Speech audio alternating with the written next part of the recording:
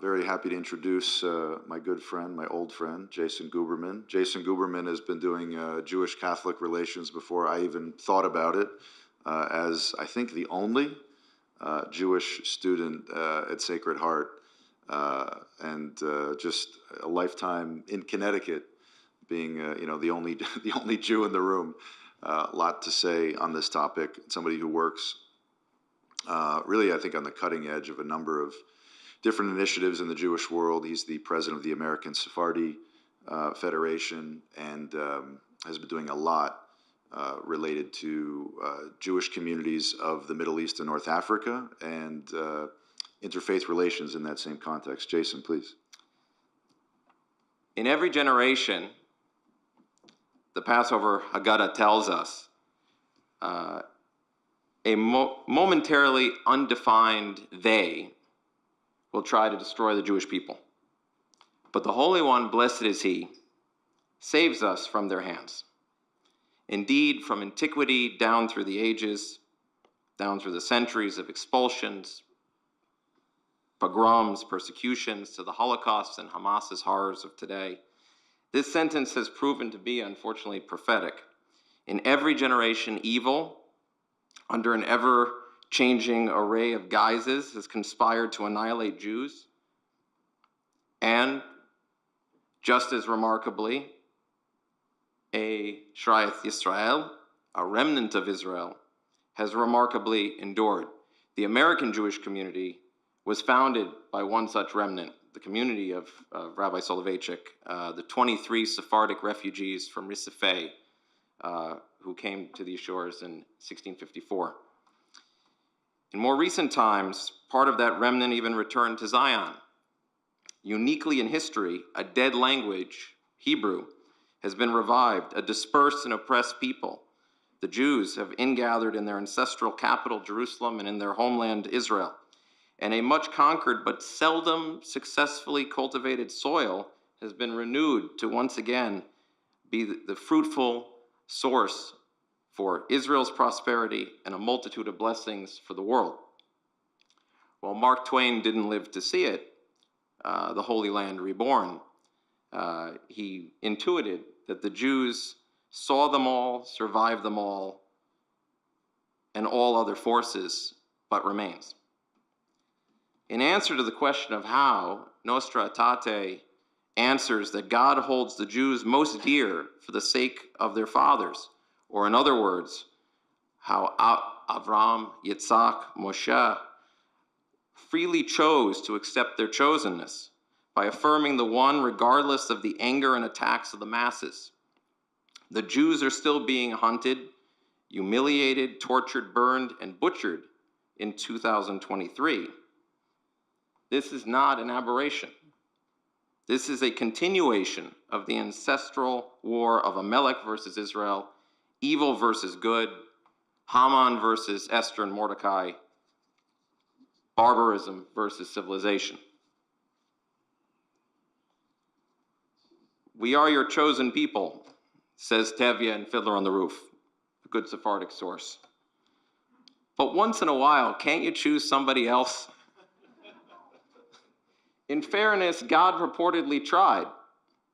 He didn't come to the Jews first with the Ten Commandments. He went to other nations and asked them if they would accept them. And there's various versions of this story, but he went to the Persians. They wanted to know what was in the Ten Commandments. And when he told them that thou shalt not commit adultery, they said, this is a major problem. It will destroy our love lives. Then he went to the Chinese, and he asked them. And they similarly wanted to know what they were getting themselves into. When he said, thou shalt not steal, they said, no, sorry, this will destroy our economy. Only the Jews said, we shall do and we shall study. And notice the order, action first. You will search in vain, however, in the Ten Commandments or the 613 mitzvot that they are a part of, for a single word about fighting anti-Semitism. Indeed, Jews are not defined by anti-Semitism. The beauty, depth, diversity, and vitality of the Jewish experience is not reducible to a victimhood narrative. Similarly, we do not exist to resist anti-Semitism, but rather to advance a particular positive purpose in the world. Hacham Ben Zion Meir Hai Uziel, the first Sephardic chief rabbi of Israel, defined that tiyudah, or mission, as nothing less than the exalted aspiration to elevate humanity to the highest level of human perfection. This vision of his extended to embracing human excellence in the scientific, artistic, economic, and aesthetic dimensions of life, so long as the actions are undertaken for the sake of heaven. In the political realm, Hakam Uziel wrote, Judaism does not aspire to change the order of the world or the values of life. Rather, its great aspiration is to abolish religious and political rule that exploits and abuses, dominates, and oppresses. Well, Marx, Hitler, Stalin were then not wrong in positing that their pagan plans required a world without Jews. Kill the remembrancer, the claim agent, and you will have canceled the long debt, says George Steiner, in a brusque insight on why Jews, and by extension, Israel and this blessed land of the United States of America, are both hated and regularly trolled with accusations of hypocrisy. If they can't refute us, they can at least make us look bad, to muddy the waters.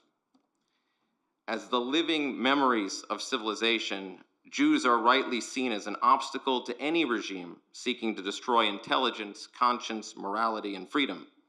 A people characterized by their stiff-necked willingness to question conventional wisdom and constantly seek new pathways are simply incompatible with ideologies that rigidly enforce conformity and that deny the dignity and rights of individuals.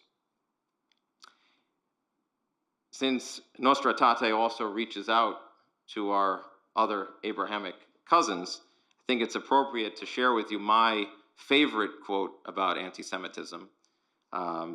Anti-Semitism is the antithesis of freedom of expression. It implies a denial of the other and is an admission of failure, inadequacy, and an inability to coexist. It implies an anachronistic return to a mythicized past. Would you believe that quote was said by a descendant of Islam's prophet, by the king of Morocco, Mohammed VI, commander of the faithful, which includes Muslims, Jews, and Christians? Unfortunately, those seeking to return us to a mythicized past are growing in power. And I'll conclude with one example from our, there's so many, but I'll include one example from our own country. The approved final draft of the deceptively named California Ethnic Studies Model Curriculum mandated affirmations, chants, and energizers that would have compelled students to pray to pagan deities who were historically worshipped with human sacrifices. While not yet mainstreaming mass murder, as we've seen, that's more of a college thing these days, it is telling how seemingly no one on the State Board of Education or in the government of California saw this blatantly unconstitutional measure as a problem. Meanwhile, inclusion of the International Holocaust Remembrance definition, the IRA definition of anti-Semitism, failed, and efforts to remove critical ethnic studies content disparaging the civil rights movement, glorifying extremists, and promoting divisive ideologies were similarly rejected. Thankfully, there were Catholics. The Thomas More Society saved the day and students' souls, and for that we are grateful. Thank you. You know, I remember just a few weeks ago, seems like 1,000 years ago, when I saw a video from the president of Harvard University, who issued a video after the 30-odd organizations, student organizations, came out implicitly, explicitly in favor of what had happened in Israel, shocking everyone. And it caused a real, I think, reckoning not only at Harvard, but around the country. And the president came out with a video, I don't know, the next day, a few days after, and she tried as best as she could to make the case for why this was okay, right? And it ultimately came down to freedom, free speech, these sorts of things. And I shared it on Twitter, and I said something to the effect of, the West has lost the moral tools to be able to deal with evil. And what I want to ask you about, Father Ben, is that you're living most of your time these days in England, in London. There was, I think, 100,000 person march just last week, a very angry march. And this is, in England, in London, I mean, just at the heart of Western civilization. And you can see, despite the good faith, I think, of Rishi Sunak and of Suella Braverman and, many people inside the UK, leaders who they know this is bad. They want to do something about it, to curtail it, but they don't have what to do it with. I want to ask you, Catholic priest, somebody who has spent a lot of time in the Middle East, going back and forth between the West and that part of the world, when you see something like that, when you look out your window and you see a march like that, what do you think? What is the Catholic response to that sort of thing that seems to be burgeoning right in our very midst? Well, talk about a hard question. I think I go back to what Andrew said at the beginning of the conference yesterday, that all of us believers, Christians and Jews, any believer here, has to first and foremost see this as a spiritual problem, a fight against, as St. Paul said, principalities and powers. Evil exists, evil is real, evil shows itself in many forms. It's quite embarrassing to be English at the moment, to see, yes, I still can't really process it, to say 100,000 people were marching last Saturday in London. Apparently there's going to be another one. As someone tweeted yesterday, is this going to be the norm now in London, that all traffic and everything is going to stop for the weekly demonstration pro-Palestine? And the fact that these demonstrations were called for after everyone had witnessed what happened on October the 7th. The celebration, there's something extraordinary in an awful way happening. What's the response of the church? As Sister said, as I will say tonight, it'll be a rerun then if I say it now, but the church needs to be very, very vocal. And this is why what we're doing here is so very important. I fear, unfortunately, certainly in England, I can speak for England, even though it's being recorded, so my bishop won't like it, but silence. We all know all the quotes about silence. We're too quiet. We're not speaking up. We're not also, as Sister said, telling the truth about who large numbers of these demonstrators are. They're not natives, or if they are natives, they're second-generation natives of England, and a very large number of them are Muslims. I'm not saying, of course, that all Muslims believe this, but let's be brutal. Let's speak, as I said tonight, caritas in veritate, let's speak the truth in love. Islam, not just fundamental Islam, Islam has a problem with anti-Semitism. And the church, to answer in the end your question, the church must be very vocal about this, and we are not. This is why this event is so important, as it's because of Catholics and Jews event. But why, we can go into all sorts of other reasons, but I think fundamentally, forgetting all the other political reasons which we'll hear about and have heard about already, it's about a battle of principalities and powers. Sister Eliana, I want to ask you, you mentioned friends of yours who are sending you messages and giving you these responses that shock you and making you think, how are we living in the same world, seeing the same images and coming to such different conclusions? No doubt there are many people like that you know, that I know. Certainly these are people who are good by many other metrics. These are not people who are interested in the context of this battle of good and evil, of siding with evil. How do you explain that? Or to ask it another way, what do you think are some of the practical challenges to the call that you made here from the podium, right? It's a clarion call for Catholics, Christians, people of conscience to speak up, but it's clearly difficult for some people. What is that? What do you think are some of the obstacles, and maybe if you can, what might be an answer or a way to overcome those obstacles? I think that one of the major obstacles right now is misinformation. And I think you, Robert Nicholson, you made a video that was posted a few days ago, and you can find it on Instagram and Facebook, how to deal with misinformation. And also this Monday, USA Today published a very good article on dealing with misinformation. And I think this is, right now, I perceive it as one of the major issues. There were several people posting that for example, on X, former Twitter, we see just snippets of information. We don't see a whole context.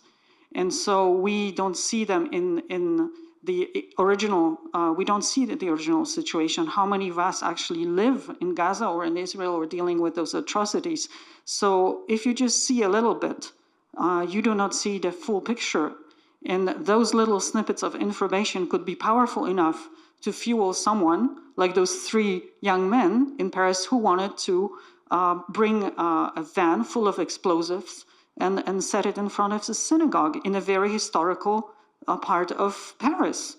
And people are fueled by this. So I think we need to inform ourselves. We need to read more than one source of information. We need to have a look at different type of media, not be happy just with Facebook or Twitter. Read Times of Israel, read USA Today. I don't know what are the media are available here, but don't go only to one source of information. And even try to see what Arabic English-speaking media say, to see the difference and the discrepancy between the different media outlets, and try to see what is really happening on the ground. I think it's one of the beginning of undoing this. Jason, you spend a lot of time in the Arab world. I didn't mention it, but Jason is really, I'd say, single-handedly responsible, but certainly through the team he created at Diarna, another project that he was working on before ASF, to digitally map Jewish heritage sites all throughout the Middle East and North Africa. So I believe if you go on Google Earth and you look at some of the sites, even we talked about yesterday, the tomb of Nahum and many of these are there because of what Jason did. And in that, amen. And in the course of that work, you've been all over. You were in Morocco when these things happened, correct? Or just after? Right after. And in Tunisia, I mean, these are places you go, not far from where this synagogue was just burned in Tunis. So, and I had you on my podcast talking about, is there a Judeo-Islamic tradition? Fathers mentioning, a problem of anti-Semitism in Islam. We've talked a lot about, we'll continue to talk about problem of anti-Semitism in Christianity. But on the Islamic side, what are you hearing, the relationships that you have many of them, going all the way up to Sheikh Mohammed Al-Isa of the Muslim World League. Certainly many of these people are appalled. We heard about the Saudi, former Saudi official. But I do think, maybe you'll disagree with me, but there's far fewer voices that have called out what happened on October 7th from the Islamic world than we would have liked, which poses a big question. What does this mean for the future of things like the Abraham Accords, right? Of Arab countries making peace with Israel. What does it mean for Christian-Muslim relations in the context of kind of the Jews who are between us? What would you say? I mean, how have you been processing and reflecting on all of your work in the Arab world in light of what happened on October 7th? Well, I would strongly encourage people to go back and listen to Rob's podcast with me and the other panelists that he had at the time looking at the Abraham Accords, specifically because we said this is a great achievement, but it cannot be taken for granted. The kinds of relationships that really matter take a very, very long time. In the case of Morocco, it's the Mimouna Association, a group of young Moroccan Muslims, been working since 2007. And I've known them since 2008. And I've seen them through their whole trajectory, when they were outsiders, when they were rejected, when they were attacked. There's something to be said for people who are attacked and refuse to back down and continue going. And then when the Abraham Accords happened, everyone wanted to be a member of Mimouna. And they were very smart and said, no.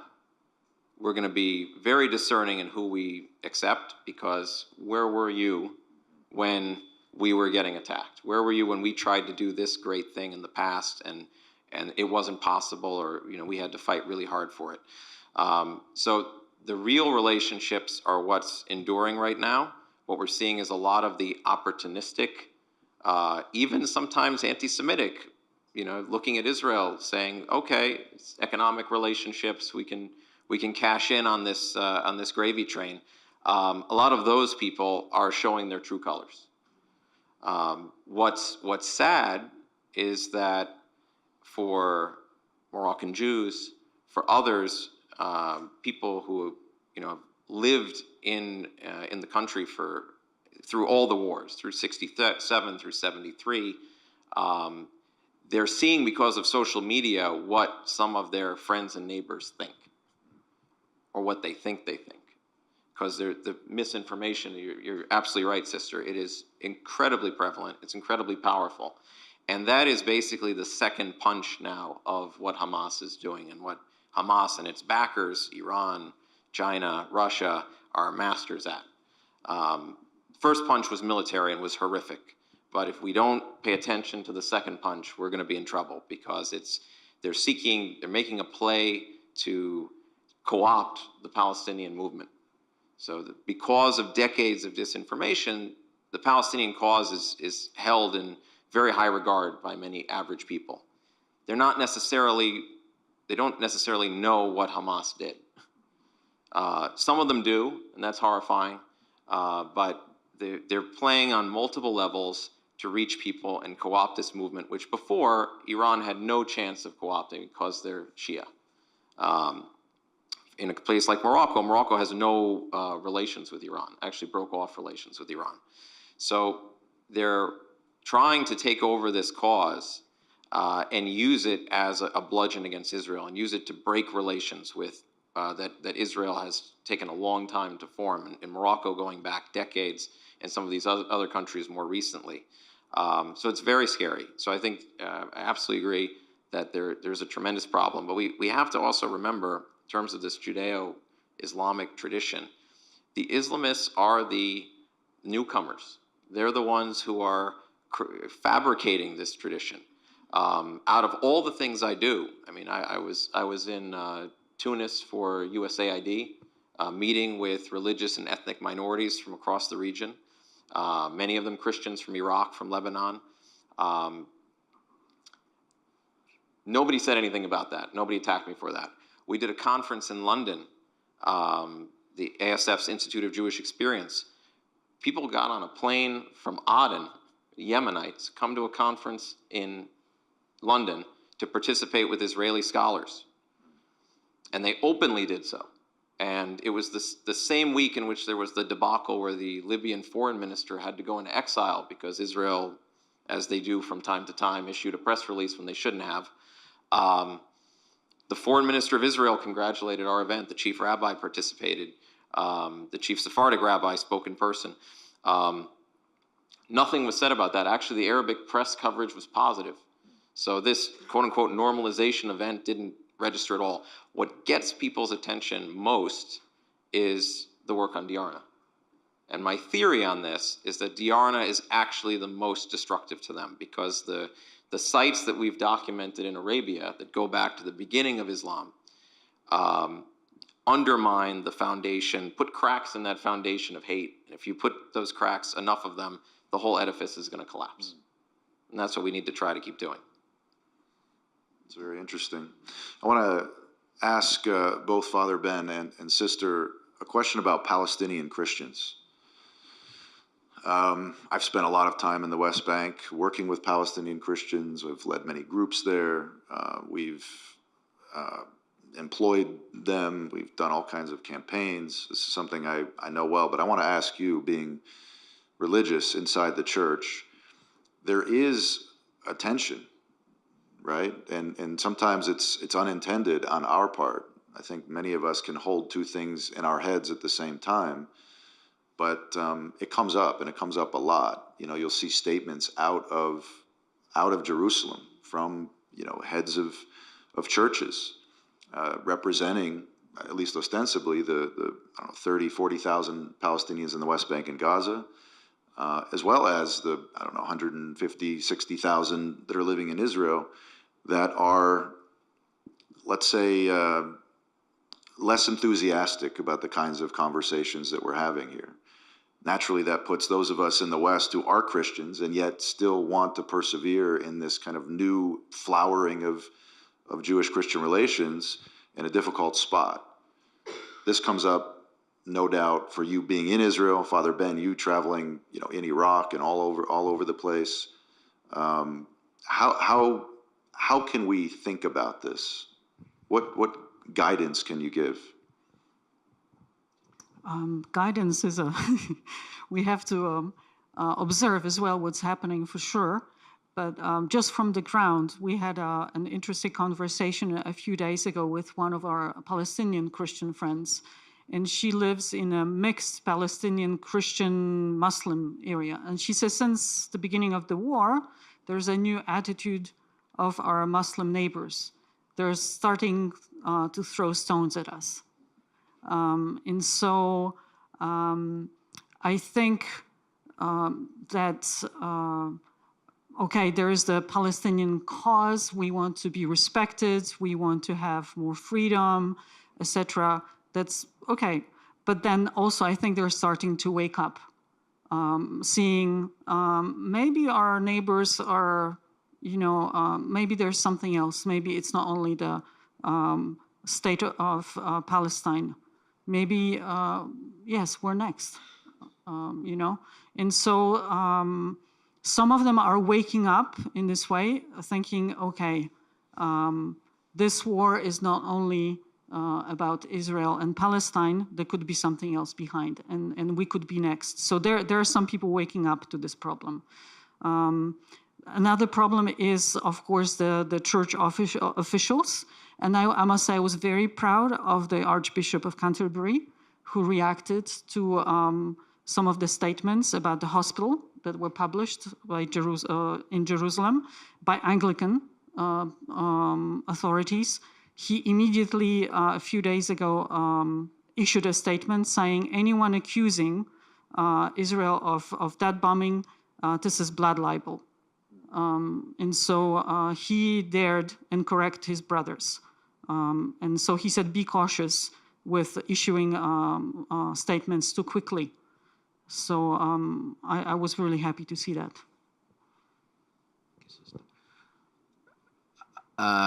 We were lucky enough when we were in Israel in February to have an audience with the Patriarch, now Cardinal Pizzaballa, best cardinal's name in the world.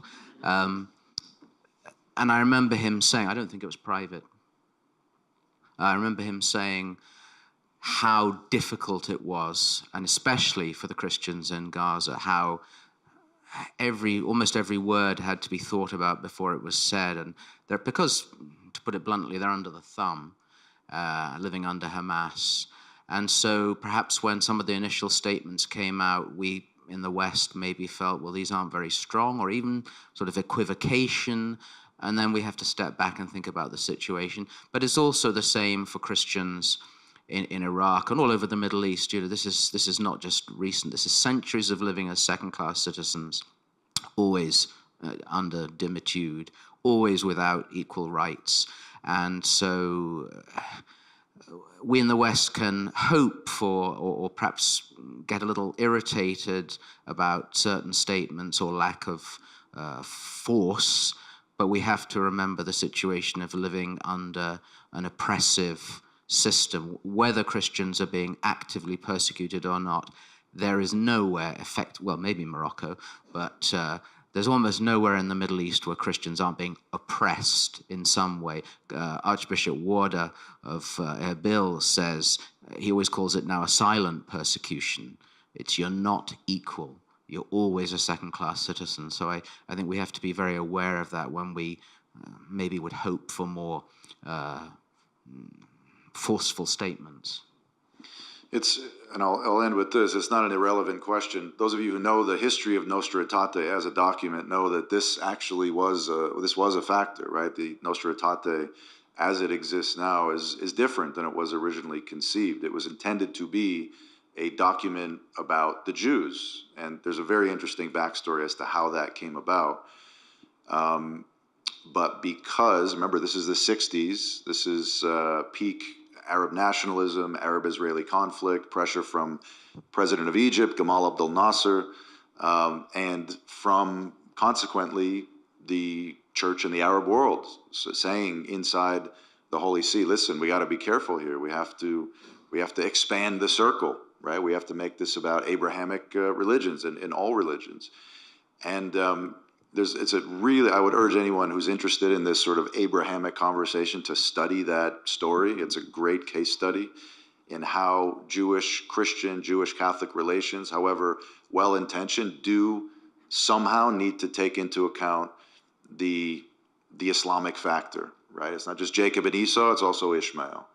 And I think that there's a lot of sloppy thinking on that. There's a lot of thoughtlessness, different ways, and I think it's really important to have that sort of topic in the room to make sure that whatever conclusions we come to are solid.